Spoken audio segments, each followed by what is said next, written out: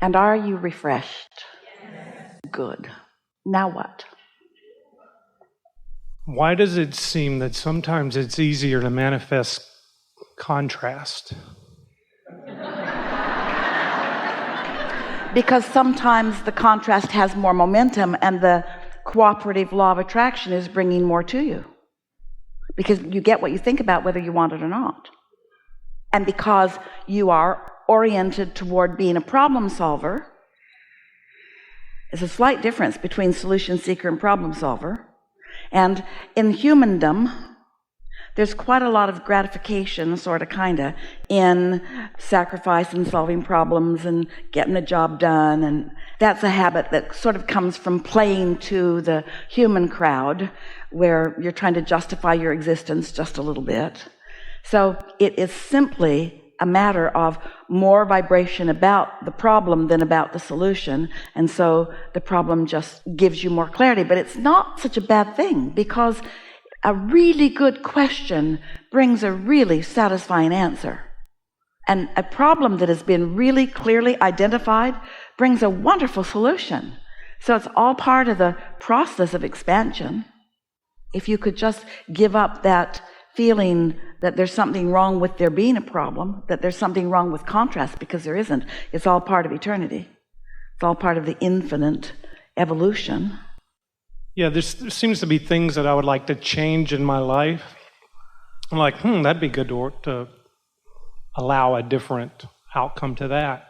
Well, if I don't want to change it, this thing I want to change may have a pretty clear dissatisfaction factor to it. So if you could get on the what would be satisfying about the change side of it, then it would flip for you. It's like your earlier analogy, but the other one you used, driving on the road and you hit a tree at 5 miles an hour, you hit one at 100. I just snatched the wheel at 100 miles an hour and bang, there's contrast everywhere. Well, that's because you're not catching it at the early subtle stages, and that's all right. I think it had too much momentum. I think there was no way to catch it. It was already out there. That's exactly right. And so what are you going to do? The only thing you can do is stop beating up on yourself about it. Missed that. But now I've had this experience. I'm a little stronger in my determination to catch it earlier next time. And the thing is, you get to start over at least once a day, but you can start over many times every day on satisfaction factor. And if there's something that you really hit a tree hard about and you're kind of broken up over it, it's always helpful to look for the satisfaction factor in places that it is easier to find, rather than following your pattern of getting hold of that problem and wrestling it to the ground and killing it. Yeah. Well, there's definitely a lot of allowing, but I'm just wondering, maybe once, maybe like 5 million can kind of fall out of the vortex, and we could deal with that instead of the contrast, because it's all up in there. And it's like, well, you're not ready for 5 million. Well, let's try. I can manifest it again. Let's keep doing that. You're making it sound like someone else is the deciding factor, and it's only you.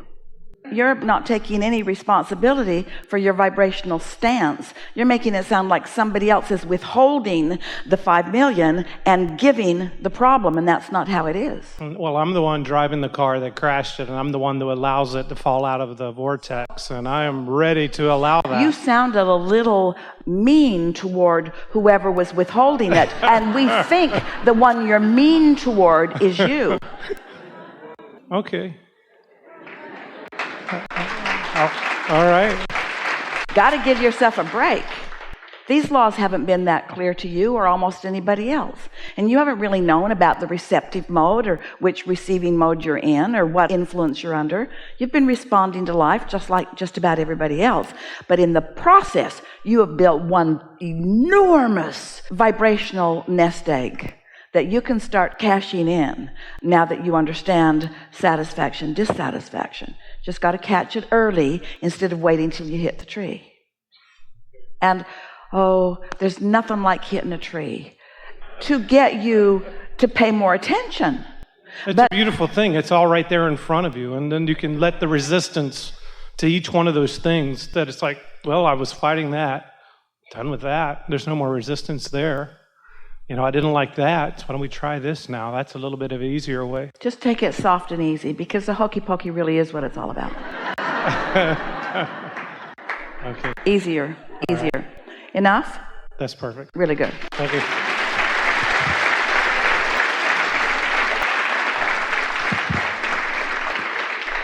Standing on your chair does not help, not even a little bit. Hi, Abraham. I thought I'd share with you until you felt like you wanted to share with me, if that works. I've had a crazy week. I feel like I finally got it, like everything clicked, and I understand why I'm here now. And I didn't see it coming. I didn't realize I needed a silver lining. You didn't know you were on the brink of witnessing something. I had no idea. So it did surprise and delight you. Yeah, it did. I've been looking at your material like it, probably for the past year and a half, trying to open myself up to the wisdom that is all around us. Yeah. And I realized that I can let go of my own will, and that the only will, and I mean, this is my opinion, it's something that comes from... It's all right, we're going to fine-tune this. I can let go of my own patterns of thought. I understand that I'm not perfect and that this is a feeling. That's all I'm trying to get across. Well, we just want to talk about, without interrupting you, the notion of will. And instead of calling it will, which conjures all kinds of things that are not really valid, we want to call it focus. Sometimes your beliefs are your point of focus, and sometimes your desire is your point of focus. And what makes people use the word will is when those two are not compatible. So it feels like they have to garner strength and use their will and be determined and use effort. And so we just want to soften all of that and just call it focus. And we want to soften it further by calling it looking for satisfaction. So when you said, I have that, I have a desire and a belief that's not far. Let's go right there. Let's take that belief over into perfect alignment with desire. We can do it. I realized I can let go of my focus because I see... And what would be the benefit of that? What would be the benefit of letting go of your focus? In order to allow the focus of love to manifest. So what you're saying, and you're exactly right, I can let go of the focus of beliefs that don't serve me. And just by letting them go, now I'm in the vibration of knowing. That's a powerful statement. You came to know that. There's nothing more important to know than that. How are you doing that? How are you letting go of that?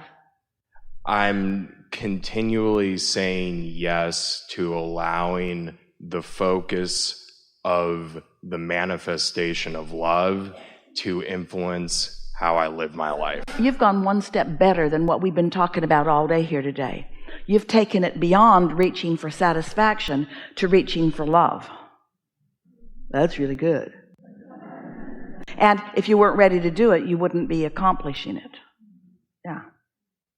I don't have a question. I feel incredibly satisfied. I feel like Source...